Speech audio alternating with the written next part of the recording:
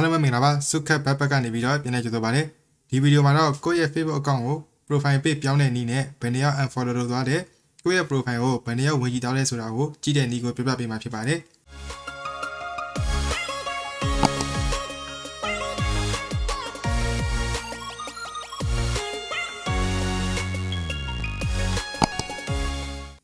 profile ကို launch ချထားရဲဆိုရင်အရင်ဆုံးပြန်ဖွင့်ဖို့လိုပါလိမ့်မယ်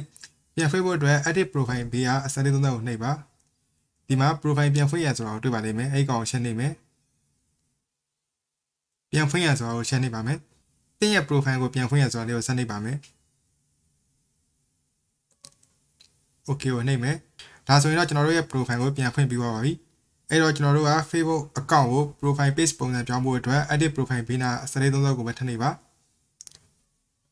ဒီအောက်ဆုံးနားမှာ turn on professional mode ဆိုတာကိုတွေ့ပါလိမ့်မယ်အဲ့ကောင်လေးကိုတစ်ချက်နှိပ်မယ်တန်းဝင်ဆိုတာလေးကိုနှိပ်ပါမယ်ပြန်ထုတ်လို့ရပါပြီဒါဆိုရင်ကျွန်တော်တို့ရဲ့ account က profile page ပုံစံဖြစ်သွားပါပြီ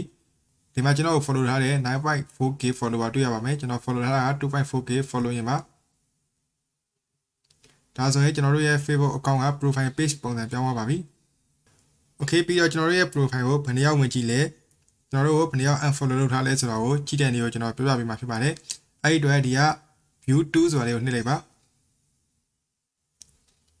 အပေါ်နေတဲ့ဆွဲတင်လိုက်ရင်အောက်ဆုံးမှာ professional move guide ဆိုတာရှိပါလိမ့်မယ်အဲ့ကောင်ကိုနှိပ်လိုက်ပါဒီနေ့ဆွဲတင်လိုက်တဲ့အခါမှာ insight ဆိုတာလေးကိုတွေ့ပါလိမ့်မယ်အဲ့ insight ကိုနှိပ်ပါ view insight ကိုဆက်နှိပ်ပါ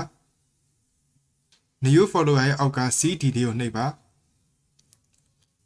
လေးခုမြောက်မှာတော့ profile visit ဆိုတာကျွန်တော်ရဲ့ profile ကိုဝင်ကြည့်ထားတဲ့လူအရေးအတွက်ဖြစ်ပါတယ်ကျွန်တော်ရဲ့ account ကို84ယောက်ဝင်ကြည့်ထားပါတယ်အပေါ်နဲ့ဆွဲတင်လိုက်တဲ့အခါမှာအောက်ဆုံးနားမှာရှိပါလိမ့်မယ် unfollow ဆိုတာရှိပါတယ် unfollow ကကြတော့ကျွန်တော်တို့ရဲ့ account ကို unfollow ထားတဲ့လူအရေးအတွက်ဖြစ်ပါတယ်ကျွန်တော်ကို unfollow ထားတာ3ယောက်ရှိပါတယ်